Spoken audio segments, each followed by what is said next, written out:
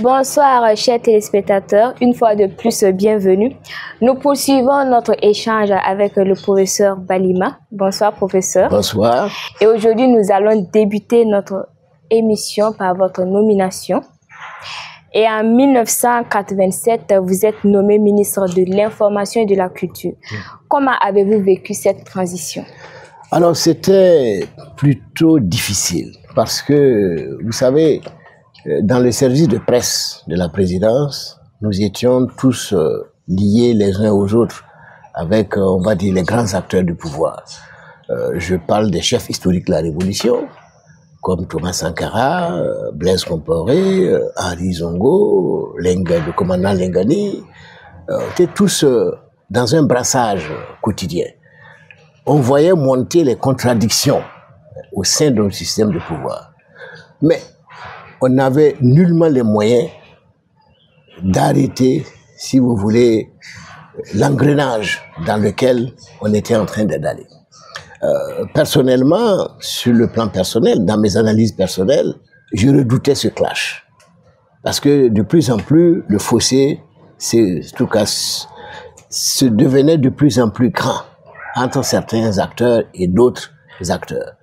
Bon, mais comme le paramètre militaire est un paramètre qu'on ne maîtrise pas toujours, évidemment, l'issue s'est retrouvée d'une façon plutôt déplorable. Et après cela, je me souviens bien que ça a été extrêmement difficile. Parce que tout le monde était, comment dirais-je, meurtri par ce qui est arrivé. Et chacun de nous se demandait de quoi demain sera fait. Effectivement, c'était très inquiétant. Bon, évidemment, chemin faisant, je passe sur certains détails. Parce que vous savez, les régimes d'exception, ce sont des périodes qui sont extrêmement difficiles.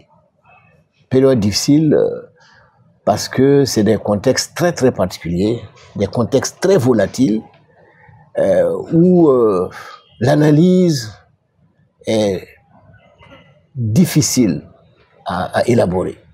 Donc c'est dans ce contexte-là que effectivement un certain nombre de camarades ont été appelés à assumer des responsabilités, mais ça ne s'est pas passé très facilement. Je dois vous dire que ça a été très difficile. Il y a eu beaucoup de résistance, mais bon, chemin faisant, pas mal de considérations sont entrées en ligne de compte et on a pu, tout compte fait, bon, mettre une certaine machine en route pour essayer de sauver les meubles pour que le pays, au moins, soit sauvé pour qu'il ne s'effondre pas totalement. 2 années après, vous devenez également ambassadeur oui, en France. C'est vrai.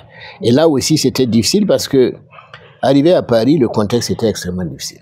Le Burkina était incompris parce que la manière dont nous résolvions nos problèmes n'était pas du goût de Paris. Parce que on estimait on faisait recours un peu trop à la violence. Surtout qu'à l'époque, en 1989, si je me souviens bien, il y a eu ce qui est arrivé à Henri Zongo, et puis au commandant Lengani, et puis ensuite il y a eu Oumarou Clément Ouedraogo. Bon, donc j'étais tout le temps appelé au Quai d'Orsay pour fournir des explications sur ce qui se passe au Burkina. C'était pas facile. Et à cette époque, est-ce que vous n'avez pas eu envie entre-temps de revenir au pays pour être loin de toutes ces justifications? Ah si, non, bien sûr que, ah oui, bien sûr. Même quand j'étais ministre, j'ai exprimé le souhait de pouvoir être libéré de la charge le plus tôt possible pour m'occuper d'autres choses, quoi. Notamment, j'avais cette vocation donc d'aller enseigner à l'université. Donc, j'avais toujours cette vocation à moi. Et d'ailleurs, j'enseignais à l'université parallèlement, hein, pendant que je travaillais à l'information. J'étais enseignant à l'INAFEC à l'époque. C'est pour ça que certains de mes étudiants ont été formés quand j'étais à l'INAFEC. Donc, il n'y a pas de souci, j'ai toujours pensé à cela et j'ai exprimé le souhait de pouvoir être libéré pour m'occuper de cette charge au niveau de l'université. C'est pour ça, dès que j'ai quitté Paris rapidement, je me suis engagé dans ce processus-là, sans attendre. Comment avez-vous concilié votre engagement politique et votre passion pour les médias et la communication?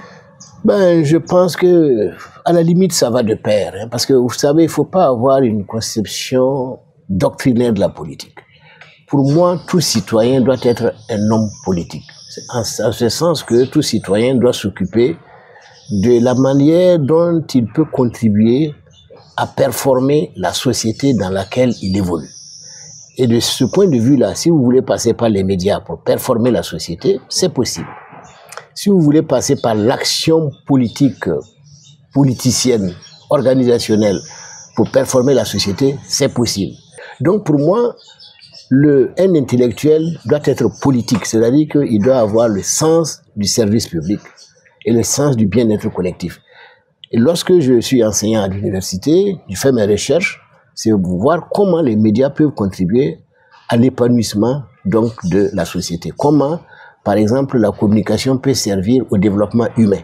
J'appelle développement humain comment promouvoir des comportements favorables à la santé, à l'éducation, la scolarisation des filles, la réussite donc des expériences culturelles au niveau des champs pour avoir du bon bétail, etc. Mais tout ça, c'est de la communication éducative, donc il faut absolument. Donc la communication a plusieurs possibilités qui contribuent à forger une société politique, une société plus organisée, une société plus responsable.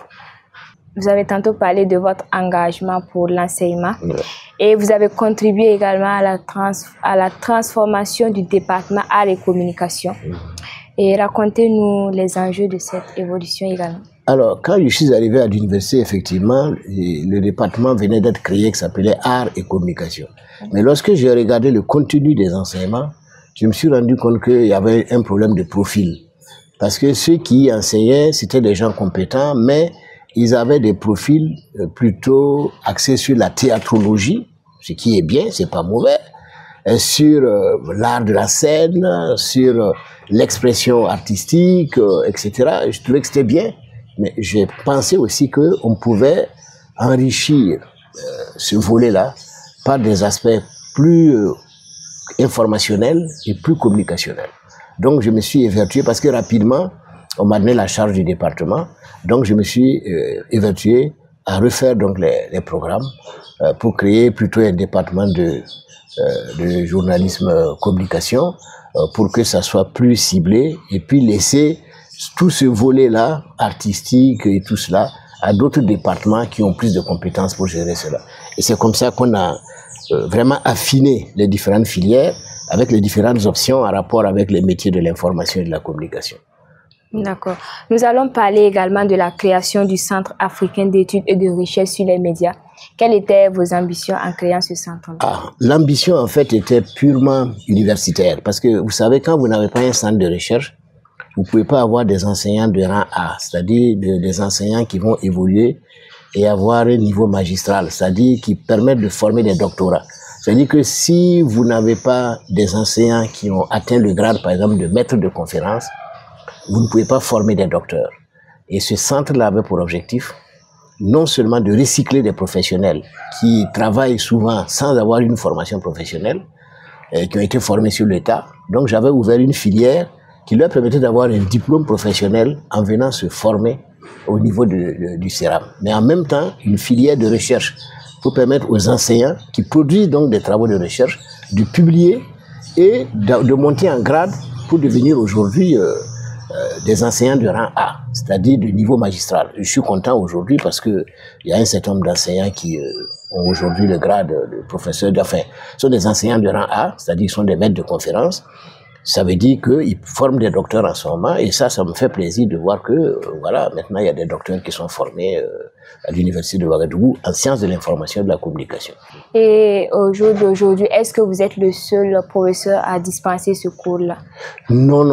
Aujourd'hui, je n'enseigne même plus. J'ai quand même, il faut avoir pitié de moi. C'est-à-dire que maintenant, je me suis retiré de toutes ces corvées agréables, mais moi, je me suis retiré de toutes ces corvées-là pour laisser ça à la génération montante. Non, il y a beaucoup de compétences aujourd'hui. Selon vous, comment la recherche en communication peut-elle influencer la pratique journalistique en Afrique? Moi, je pense que ça, c'est très important. Parce que, vous savez, les gens croient que le journalisme, là, il y a un côté universel, mais ce n'est pas si vrai que ça. C'est-à-dire qu'il y a ce que j'appelle la diversité des contextes. On ne fait pas de journalisme en Arabie Saoudite comme on fait le journalisme en Israël, ou comme on fait le journalisme au Burkina Faso, etc. Le journalisme s'exerce dans un contexte socio-historique, dans un contexte socio-culturel, socio-anthropologique, socio-économique et socio-culturel. C'est vraiment important. Donc, il y a les b.a.-ba qui sont tout à fait les mêmes. C'est-à-dire, sujet, verbe, complément, on doit écrire comme ça. On est d'accord. Mais en dehors de cela, il n'y a pas que la phrase. Il y a les éléments du contexte. Il y a le contexte temporel. Par exemple, aujourd'hui, nous sommes dans un cas. Prenons le cas, par exemple, du terrorisme qui nous envahit aujourd'hui. Vous ne pouvez pas, quand vous devez écrire quelque chose, vous devez vous poser la question, si je dis cela, est-ce que ça peut être exploité par les terroristes comme étant une bouffée d'oxygène pour ce qu'ils font, ou bien ça va donner de la force à ceux qui résistent, qui se battent contre justement ces mécréants.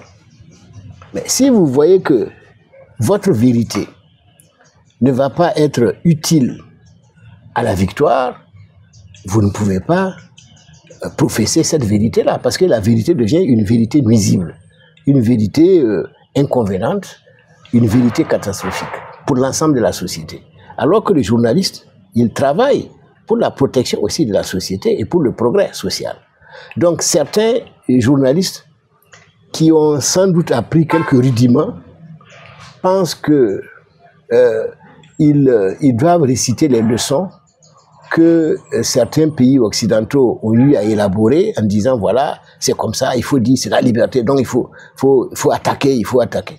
Non, ce n'est pas comme ça. C'est-à-dire que dans ces pays-là même, ce n'est pas respecté comme ça. Hein. Croyez-vous que les journalistes aujourd'hui pratiquent le journalisme dans son vrai sens? Bon, le journalisme dans son vrai sens. Alors là, vous me posez un problème de définition. Parce que le journalisme, c'est quoi? C'est en fait, c'est la vérité des faits. Voilà. Moi, je vous dirais, pourquoi pas? Oui, ils pratiquent le journalisme de vérité, mais simplement, c'est que vous devez comprendre une chose. La vérité est une notion élastique. Parce que ce qui est vérité pour vous peut ne pas l'être pour quelqu'un d'autre. Et c'est ça la difficulté. C'est-à-dire quand on entre dans l'analyse des produits journalistiques, on se heurte à ce type de difficulté-là. Et c'est dû aussi à des conflits d'intérêts. Parce qu'un être humain est toujours en conflit d'intérêts, surtout quand il doit prendre position. Parce que c'est pour ça la déontologie elle-même a des limites. Par exemple, dans la situation de crise comme ça, la déontologie ne suffit plus. Non, elle a des limites. Par contre, ce qui va gouverner le journaliste aujourd'hui, c'est ce que j'appelle, c'est l'éthique. L'éthique, c'est un peu, on va dire, une sorte de morale individuelle par rapport aux enjeux dans un contexte donné. Je veux dire que l'éthique est variable selon les individus. Parce que quand vous êtes jeune, vous avez une éthique, bon, évidemment, on va dire, vous pensez qu'elle est assez large et tout ça, mais au fur et à mesure que vous vieillissez, l'éthique, en tout cas, se rétrécit parce que vous avez plus de connaissances, plus de savoir, et vous voyez tellement loin que vous ne pouvez plus avoir la même éthique qu'il y a 25 ans. Ce n'est pas possible. Donc c'est pour ça que quelquefois les gens parlent de ce qu'ils ne savent pas. Vous savez, il y a des gens qui vous disent « Ah, mais pourtant un tel, etc. » Ça m'amuse. Parce qu'en fait, ils ne savent pas de quoi ils parlent en fait. Effectivement, compte tenu de tous ces aspects, il y a certains communicants à l'université précisément qui ont tendance à comparer les journalistes de communicants. Ils disent que non, les journalistes ne font plus du journalisme, mais de la communication. Oui, mais c'est vrai que il est plus facile de faire de la communication que de faire du journalisme. Ah, le journalisme, c'est un métier d'abord à risque. Ça, il faut pas se leurrer. C'est un métier à risque. Donc, il vaut mieux faire de la communication que de faire du journalisme. Puisque le journalisme, c'est pour déranger. Alors que la communication, c'est pour arranger. S'il vaut mieux faire de la communication que du journalisme, est-ce nécessaire encore d'aller se former en journalisme? Ah si, il faut se former parce que le journaliste, il y a une façon de voir les choses que le communicant ne voit pas. Quand vous êtes journaliste, vous êtes tenu par ce qu'on appelle l'angle de traitement de l'information. Vous savez que le même événement, on peut traiter le même événement sous plusieurs angles. Alors, quand vous êtes journaliste et intelligent, vous pouvez pratiquer le journalisme même aujourd'hui sans aucun problème, mais il faut choisir l'angle qui sied pour traiter l'information comme il se doit. Ça, c'est possible. Mais si vous êtes paresseux, vous n'allez pas trouver l'angle qu'il faut pour traiter le journalisme. Donc, qu'est-ce qu'ils font? Ils préfèrent basculer directement dans la communication. Parce que rechercher l'angle, là, il y a une technique qui permet de rechercher des angles. Hein, vous savez, dans le journalisme, là, il y a des techniques pour trouver le bon angle. Parce que quand vous prenez un événement, il y a plusieurs angles. Malheureusement, qu'est-ce que les gens font? Vous avez, par exemple, quand on dit qu'il y a une cérémonie, les gens vont, ils filment les discours officiels, ils disent voilà, on est tel a dit ceci, ensuite un tel a dit ceci, point barre. Non, ça, je dis que ça, c'est pas un traitement journalistique. Parce qu'il y a un sujet qui est l'objet de l'événement. Alors, il faut aller chercher cet objet-là et dire sous quel angle on va cerner, on va croquer cet événement-là. Il y a des dizaines d'angles possibles par rapport à un événement. Mais quand les gens ne veulent pas faire d'efforts intellectuels, bon, ils vous disent, bon, écoutez, voilà, un tel a dit, voilà, le ministre a dit ceci, bon, terminé, et puis c'est fini. Là, ça, c'est des comptes rendus qu'on fait, et puis c'est terminé. C'est-à-dire qu'on ne sollicite pas ces ménages pour créer. Parce que le journalisme est une construction, c'est-à-dire qu'on construit l'événement. Et pour construire là, il faut rechercher, il faut trouver l'angle qui sied. Vous avez publié dans des revues scientifiques et coécrit des ouvrages de référence. Que représente l'écriture pour vous? Ah, c'est important. Pour moi, l'écriture, c'est, comment dirais-je, c'est un domaine d'épanouissement personnel. Vous savez, j'ai une série de poèmes que je composais depuis le lycée pour les belles choses de la vie, de la nature, comme ça. Vous savez, j'ai un côté assez romantique et très sensible, mais je pense que si j'ai longue vie, je finirai par publier ces poèmes-là aussi, parce que ça peut être intéressant. Et je suis sur pas mal d'ouvrages d'ailleurs en écriture. J'espère que Dieu me prêtera encore quelques temps à vivre pour que je puisse les publier, parce que c'est important, notamment un ouvrage sur justement la communication et les changements sociaux, et puis un autre que je trouve assez réflexif sur les questions de l'Afrique. Je dépasse le cadre du Burkina pour parler un peu de l'Afrique dans ses états actuels, dans ses turbulences actuelles et tout ça, et les perspectives d'avenir. Voilà, c'est des réflexions personnelles. Non, non, c'est très important. J'estime que tout intellectuel doit contribuer, je crois, à la réflexion pour qu'on puisse trouver des voies et moyens de sortir de nos turbulences africaines qui ne finissent pas. C'est vrai, il y a le poids de l'extérieur et tout, mais je pense que nous sommes assez majeurs pour nous organiser et pouvoir dire non aux turbulences extérieures. On peut le faire, mais à condition qu'on s'entende réellement. C'est le meilleur continent du monde, le meilleur continent, le continent le plus riche, le continent, on va dire, le plus peuplé, là où il y a les plus grandes intelligences, c'est quand même l'Afrique. Ça, j'en suis convaincu. Mais simplement, ce qui nous manque, c'est la capacité de nous entendre, c'est ça. On a peut-être des égos qui sont très, très conflictuels. Bon, ça pose problème. Vous allez nous parler des idées centrales de votre livre « Médias et communication sociale au Burkina Faso ». Ah oui, là, c'est un ouvrage, on va dire, socio-économique. C'est-à-dire que c'est pour montrer que l'information a un coût. Parce que beaucoup de gens, notamment les pouvoirs publics, pensent que l'information, bon, ça n'a pas de coût. Or, l'information, la production de l'information, c'est une donnée économique. Parce que les médias, c'est comme des entreprises. C'est-à-dire que pour produire une information, il y a des coûts. Malheureusement, les pouvoirs publics n'intègrent pas le coût de l'information quand ils veulent les reportages. Ils ne savent pas qu'en réalité, il y a un coût. Donc, nous avons essayé de calculer ce coût-là. Donc, l'information n'est jamais gratuite. Il y a un coût. Et on a démontré dans cet ouvrage-là que même au niveau des communications orales, comme ça, les échanges interpersonnels, il y a un coût. Parce que quand vous allez au marché, là, il y a un coût. Vous vous déplacez pour aller au marché, il y a un coût.